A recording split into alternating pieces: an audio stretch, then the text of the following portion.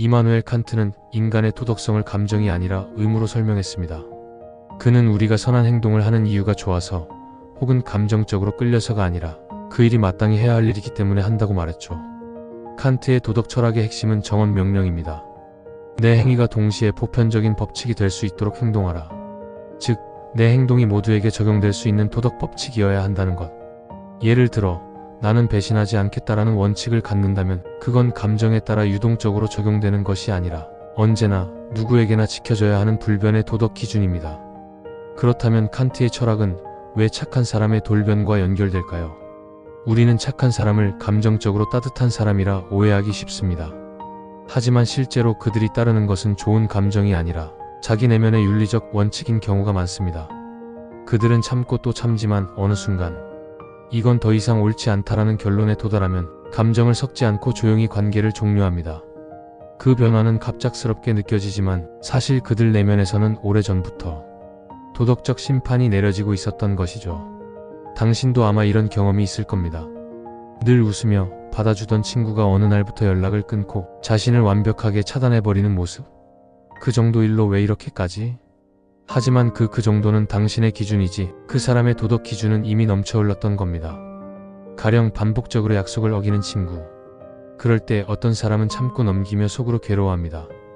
하지만 칸트식 인간은 한계 지점을 넘는 순간 이 관계는 도덕적이지 않다는 판단을 내리고 행동에 옮깁니다. 또는 직장 상사와의 관계에서도 마찬가지입니다. 무례한 언행이나 비인격적인 대우가 반복될 때 감정적인 분노를 쏟아내는 사람이 있는가 하면 아무 말 없이 조용히 사직서를 내고 떠나는 사람도 있죠. 우리는 그런 이들을 보고 왜 갑자기? 라고 말하지만 사실 그 결정은 내면의 도덕 계산기에서 이미 오랜 시간 동안 진행 중이었습니다. 이들은 갈등을 싫어하기 때문에 말다툼보다는 거리두기를 선택합니다. 자신이 생각하는 도덕 기준을 어기는 상황에서는 더 이상 그 관계를 유지하는 것이 옳지 않다고 느끼는 거죠. 이렇듯 착한 사람의 돌변은 분노의 폭발이 아니라 조용한 윤리적 결단입니다. 그렇다면 우리는 어떻게 해야 착한 사람의 돌변을 막을 수 있을까요? 아니, 더 나아가 어떻게 하면 우리가 관계 속에서 이런 윤리적 한계선을 놓치지 않고 서로 존중할 수 있을까요? 첫 번째는 감정에만 의존하지 말고 원칙을 점검하라입니다. 우리는 종종 감정이 곧 진심이라고 생각합니다.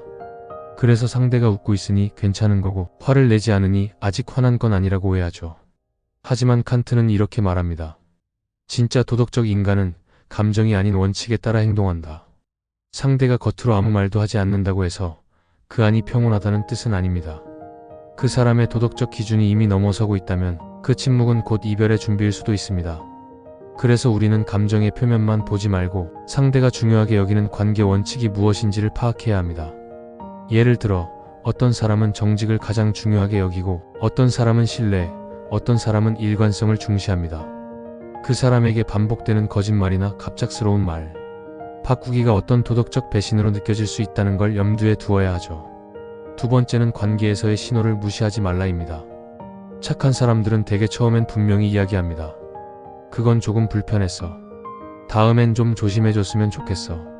이 말들은 언뜻 보면 부드럽고 별일 아닌 것처럼 들리지만 사실은 한계선에 대한 첫 번째 경고이기도 합니다. 우리는 그 말을 듣고 저 정도는 넘어갈 수 있지라고 생각할 수도 있지만 그 사람의 윤리 기준은 그렇지 않을 수 있어요. 그는 자신이 정한 기준이 무너지는 걸 참으며 언젠가는 돌아서야 할지도 모른다는 결정을 조용히 준비하고 있을지도 모릅니다. 세 번째는 당신 자신도 윤리적 기준을 갖고 관계를 점검하라입니다.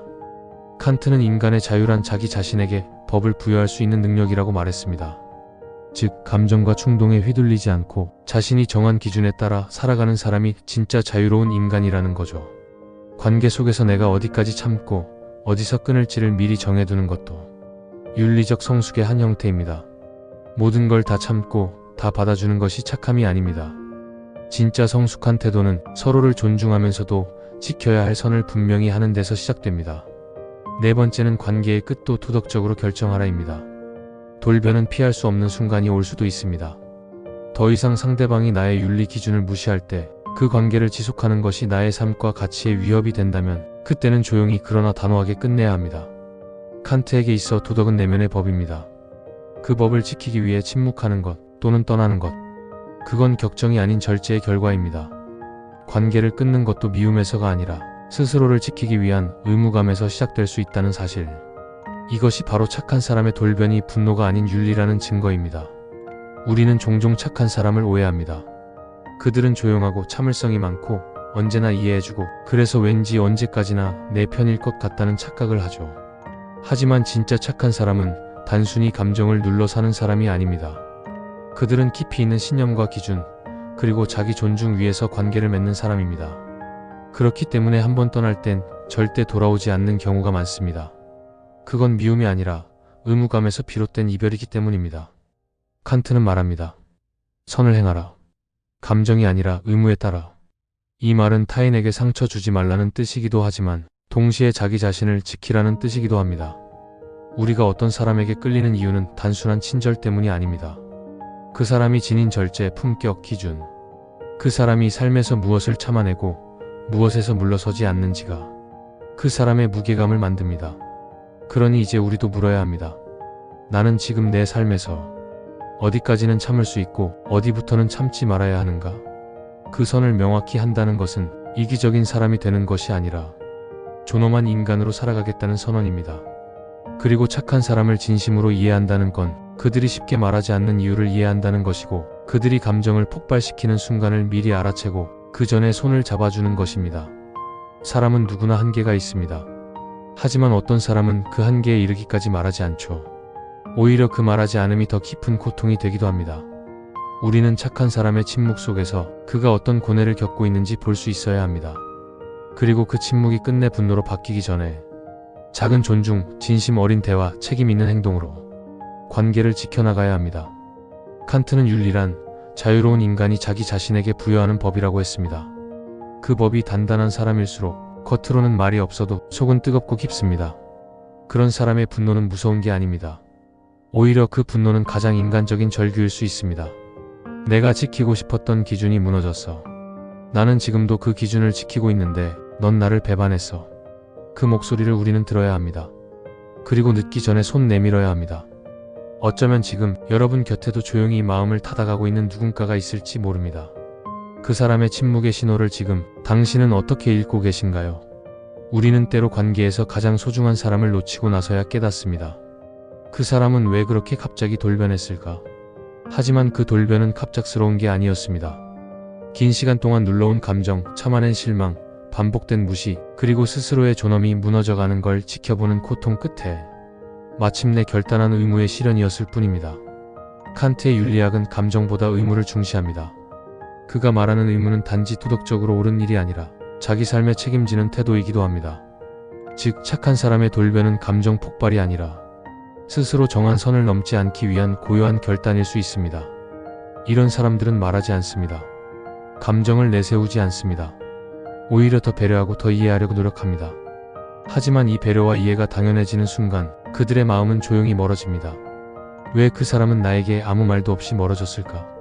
그 질문의 답은 아마도 그동안 당신이 너무 많은 말과 감정으로 그 사람의 고요한 의무를 짓밟았기 때문일 수 있습니다. 그러니 지금 당신의 곁에 그런 사람이 있다면 그 사람은 착하니까 괜찮겠지라고 생각하지 마세요. 그 사람은 착하기 때문에 더 쉽게 상처받고 더 오래 기억하며 더 조용히 등을 돌릴지도 모릅니다. 우리가 해야 할 일은 관계를 의무로만 유지하지 않고 감사함으로 돌보는 것입니다. 서로의 기준을 존중하고 침묵 뒤에 숨어있는 감정의 흐름을 읽어내는 것입니다. 그리고 무엇보다 우리는 자신도 그렇게 살아야 합니다. 나는 착하니까 괜찮아라고 말하면서 계속 참고 견디기만 해서는 안 됩니다.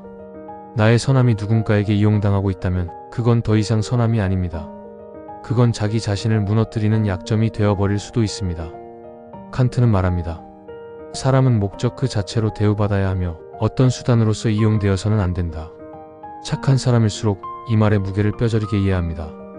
그들은 누군가의 도구가 되기보다는 자기 삶의 주인이 되기로 결단합니다. 그리고 그 결단은 조용하지만 단단합니다. 어쩌면 지금 여러분도 착하다는 이유로 계속 손해보며 살아오지 않았나요? 계속 참기만 하면서 내 안의 울분을 스스로 무시하고 있지는 않나요? 이제는 그 착함의 방식도 바뀌어야 할 때입니다. 착하다는 건 누구에게나 착하게 대하는 것이 아니라 누구에게도 나 자신을 잃지 않는 방식으로 착한 것입니다.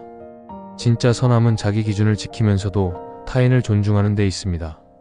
무조건적인 이해도, 끝없는 참음도 결국엔 누구에게도 도움되지 않는 결과를 낳게 됩니다. 그래서 오늘의 질문은 단순하지 않습니다. 왜 착한 사람이 갑자기 돌변할까? 라는 물음은 실은 이렇게 다시 묻는 것이 맞습니다.